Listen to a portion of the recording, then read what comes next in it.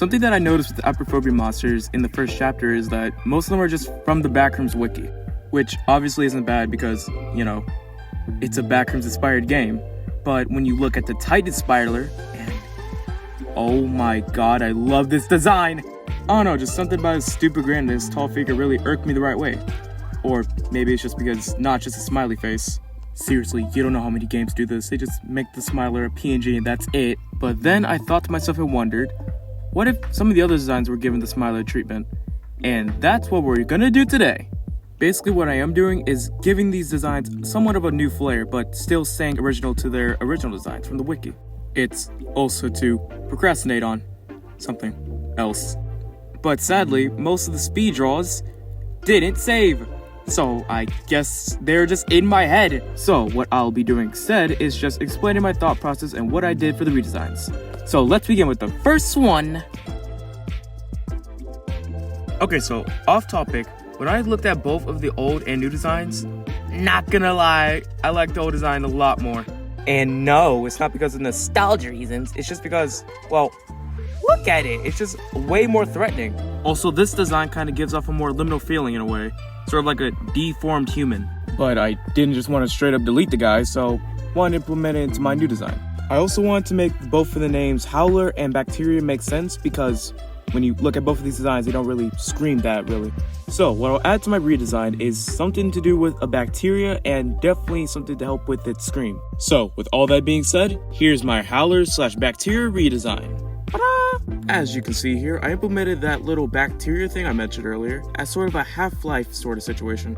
Now thinking about it, it more acts like a parasite, but like, who the hell cares? I also gave Howler/Bacteria a little speaker in their voice so they can scream as loud as they want. Go ahead, buddy. Oh, okay, stop! So I really hope you enjoy my Howler/Bacteria redesign. I can't hear, I'm deaf.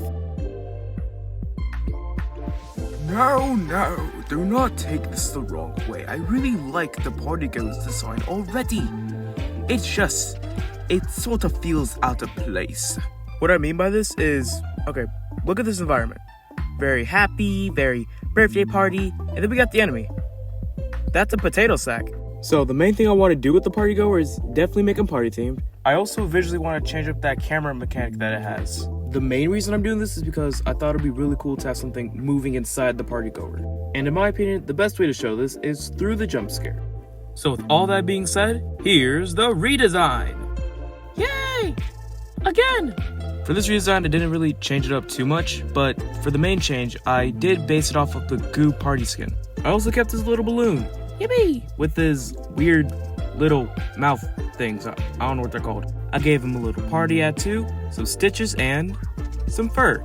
As for that weird little goober on his back, that's its true form. Woo! When you dive to this new Partygoer, you see this thing. If you couldn't tell, I got really lazy and just copied the Mimic design. If I was gonna make a more original design, I'll probably make it look more like this. And that's it for the Partygoer redesign. And now we can move on to the next. Where'd it go? Oh, look, a camera. All right, let's see where. Oh, God. Okay, team. We need a water-based enemy for this very huge pool of water. What do you guys think of? A giant sea monster. Multiple piranhas. How about we use a giant statue? Genius, Greg! Now, obviously, I'm not critiquing the Apeirophobia team. They're just taking the stuff off the wiki. Who I am blaming is the people on the wiki. Now, yes, I know, the backroom defies all laws of physics. But like, come on, man, it's just a giant statue. I know the statue's supposed to be like 100 feet tall, but like, it's an infinite ocean. There's no way this thing's standing in the goddamn ocean. Also, again, it's a giant ocean. I don't think a statue really fits in this sort of environment. Same thing with the Partygoer. So, in my redesign, I'll probably make it more sea monster-like.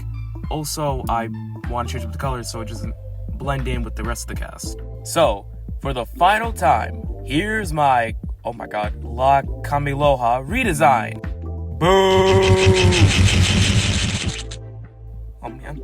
This redesign was actually the easiest one to do. All I did was change up the color palette a little bit, and also I gave them more fish-like features. I also made the tears more teary, exaggerated, I don't know. I just made them more liquidy.